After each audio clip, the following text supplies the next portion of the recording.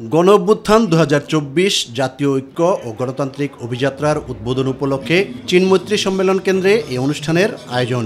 গণ অভ্যুত্থানের বছর পূর্তির মাসব্যাপী অনুষ্ঠানের আজ শুভ উদ্বোধন হলো। সভায় বিএনপির ভারপ্রাপ্ত চেয়ারম্যান তারেক রহমান বলেন, জুলাই বিপ্লবে শহীদদের ঋণ পরিশোধ করতে হলে দেশকে গণতন্ত্রের পথে এগিয়ে নিতে হবে। বর্তমানে ফ্যাসিবাদ মুক্ত পরিবেশে জনগণের সামনে একটি আধুনিক প্রত্যাশিত গণতান্ত্রিক বাংলাদেশ গঠনের সুযোগ তৈরি হয়েছে।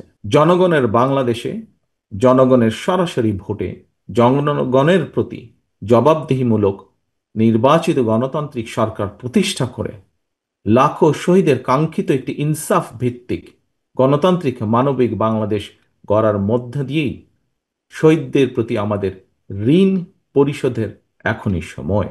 তিনি বলেন, পিআর পদ্ধতিতে নির্বাচন হলে পলাতক ফ্যাসিস্টরা প্রতিষ্ঠিত হওয়ার সুযোগ পাবে। কোনো রাজনৈতিক দল সংখ্যানুপাতিক নির্বাচনী ব্যবস্থার দাবি তুলেছেন, তবে বাংলাদেশের বিদ্যমান বাস্তবতায় এই ব্যবস্থাটি কতটুকু উপযোগী সেটি গুরুত্বের সঙ্গে ভেবে দেখা জন্য আমি সকলের প্রতি অনুরোধ রাখব।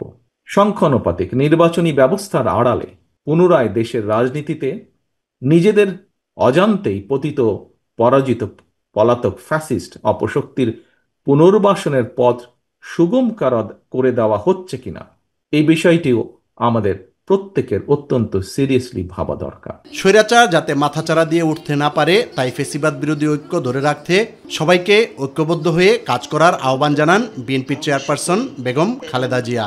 বীরের এই রক্তস্রোত, মায়ের অশ্রুধারা যেন বৃথা না যায় তা নিশ্চিত করতে হবে।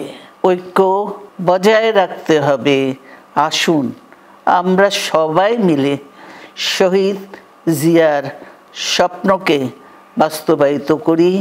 বাস্তবায়িত করি কোটি মানুষের নতুন বাংলাদেশের নির্মাণের স্বপ্নকে।